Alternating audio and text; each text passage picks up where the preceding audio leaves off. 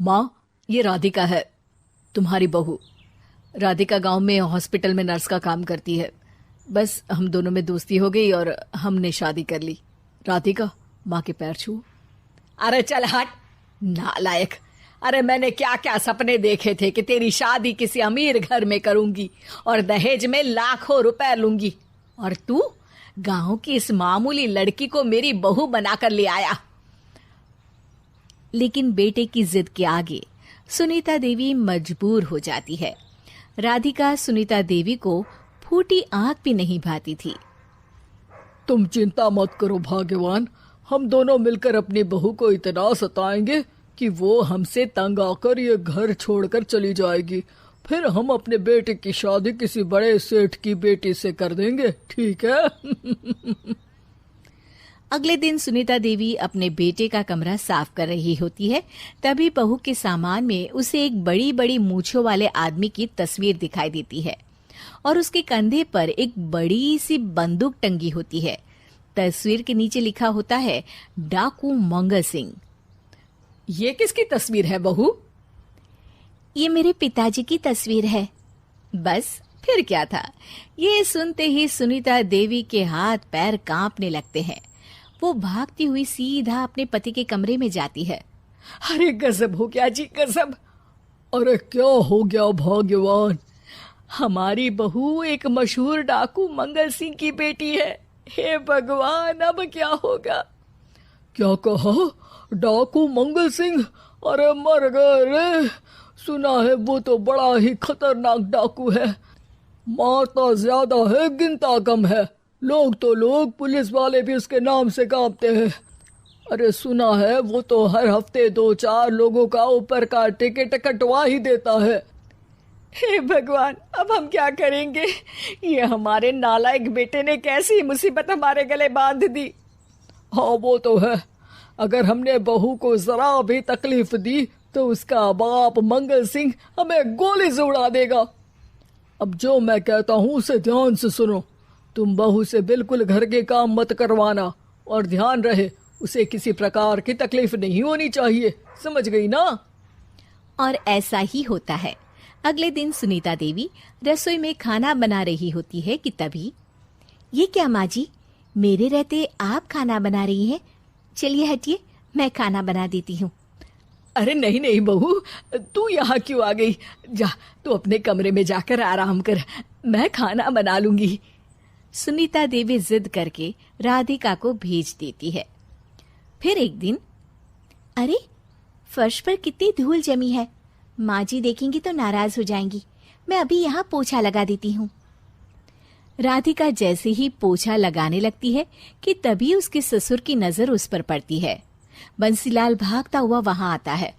अरे नहीं नहीं बहू, तुम ये क्या गजब कर रही हो? बहू तो बेटी समान होती है, और हम ना अपनी बेटियों से काम नहीं करवाते।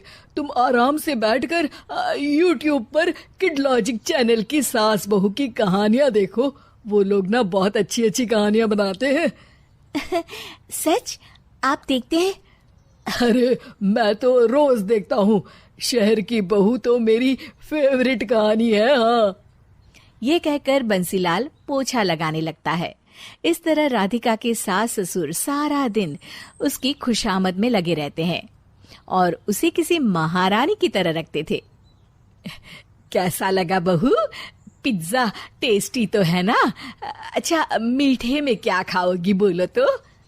माँ जी, मुझे तो काजू कतली बहुत पसंद है, और उसके बाद 1 गिलास लस्सी मिल जाए तो मजा आ जाएगा। ये सुनते ही सुनीता देवी अपने पति को कोहनी मारते हुए कहती है, अरे सुना नहीं, बहू क्या मांग रही है?